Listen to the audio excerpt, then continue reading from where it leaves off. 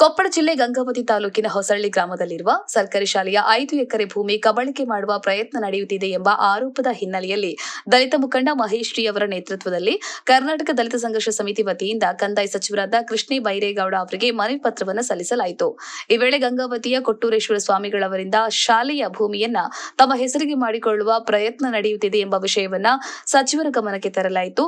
ವಿಷಯದ ಗಂಭೀರತೆಯನ್ನ ಅರಿತ ಸಚಿವರು ತಕ್ಷಣ ತಹಶೀಲ್ದಾರ್ ಅವರೊಂದಿಗೆ ದೂರವಾಣಿ ಮೂಲಕ ಮಾತನಾಡಿ ಪ್ರಕರಣವನ್ನು ಪರಿಶೀಲಿಸಿ ತುರ್ತು ಕ್ರಮ ಕೈಗೊಳ್ಳುವಂತೆ ಸೂಚಿಸಿದರು. ಇದರ ಜೊತೆಗೆ ಶಾಲಾ ಶಿಕ್ಷಣ ಮತ್ತು ಸಾಕ್ಷರತಾ ಇಲಾಖೆಯ ಸರ್ಕಾರದ ಅಪರ ಮುಖ್ಯ ಕಾರ್ಯದರ್ಶಿಗಳಾದ ವಿ ರಶ್ಮಿ ಮಹೇಶ್ ಅವರಿಗೆ ಸಹ ಪ್ರತ್ಯೇಕವಾಗಿ ಮನವಿ ಪತ್ರವನ್ನು ಸಲ್ಲಿಸಲಾಯಿತು. ಸರ್ಕಾರಿ ಶಾಲೆಯ ಭೂಮಿಯನ್ನ ಯಾವುದೇ ರೀತಿಯ ಕಬಳಿಕೆಯಿಂದ ರಕ್ಷಿಸಲು ತಕ್ಷಣ ಕ್ರಮ ಕೈಗೊಳ್ಳುವಂತೆ ಮನವಿಯಲ್ಲಿ ಆಗ್ರಹಿಸಲಾಗಿದೆ.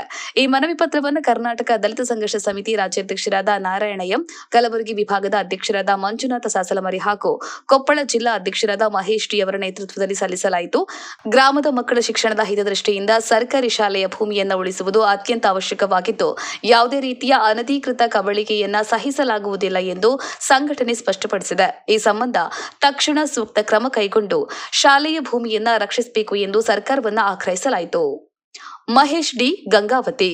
ಜೈ ಭೀಮ್ ನ್ಯೂಸ್ 24x7 ಇದು ಬಹುಜನರ ನ್ಯಾಯಕ್ಕಾಗಿ.